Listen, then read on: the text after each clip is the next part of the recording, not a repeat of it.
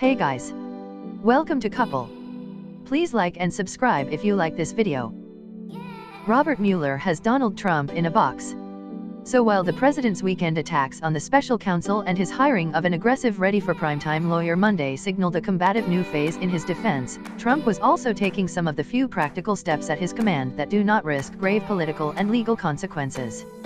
The flamboyant former U.S. Attorney Joseph DeGenova, who shares Trump's conspiratorial mindset, will certainly make his new boss feel better when he pops up on television, but he's unlikely to shift the fundamentals of the president's predicament.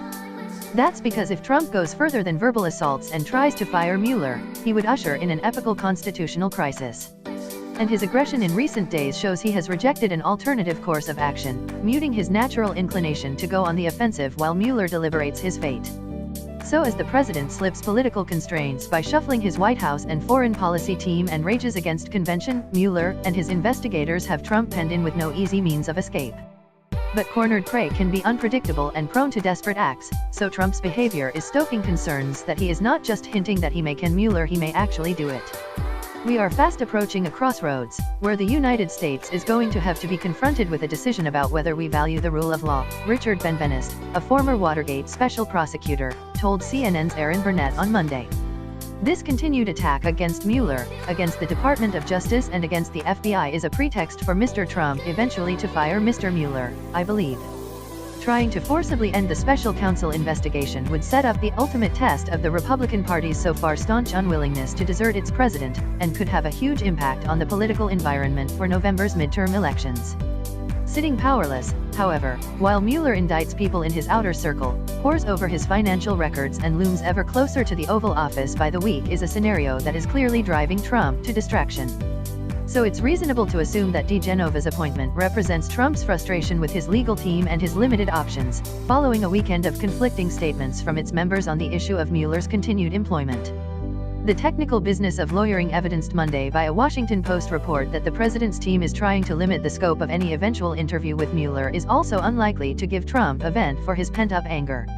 Lambasting a witch hunt, the president's fury over his plight erupted in a series of attacks on Mueller over the weekend, culminating in an anguished tweet Monday lambasting an investigation he believes is part of an establishment plot to destroy him. A total witch hunt with massive conflicts of interest. Trump wrote, apparently testing out a rationale for the firing of Mueller, days after he singled out the special counsel by name in his attacks for the first time.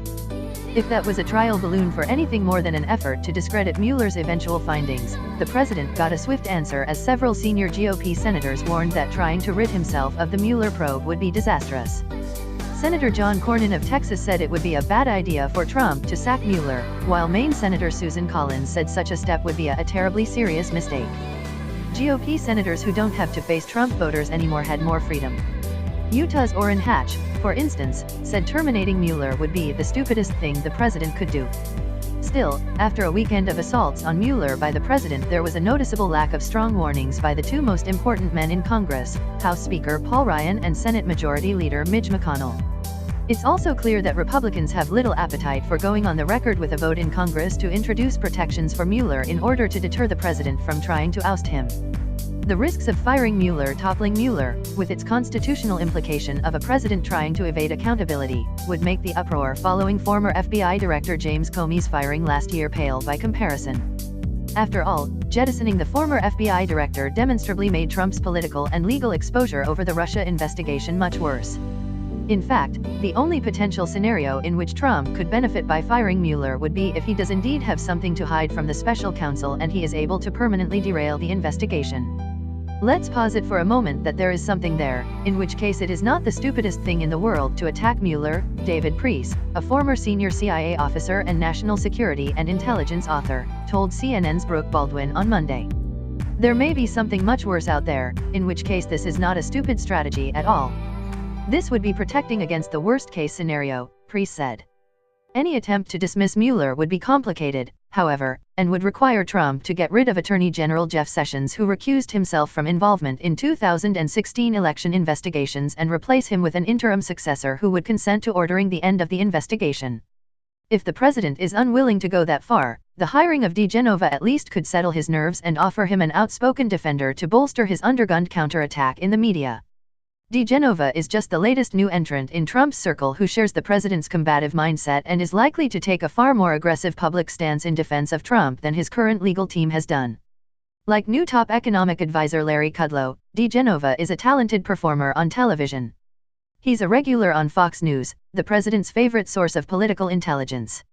Like Secretary of State nominee Mike Pompeo, he doesn't mince words, and his appointment fits the president's emerging pattern of surrounding himself with subordinates who mirror his bravado and combativeness.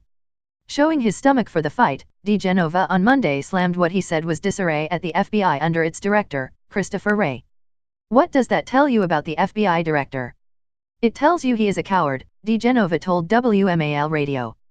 DeGenova shares Trump's disdain for Comey, as well, once calling Comey his own hagiographer and a danger to this country on Fox.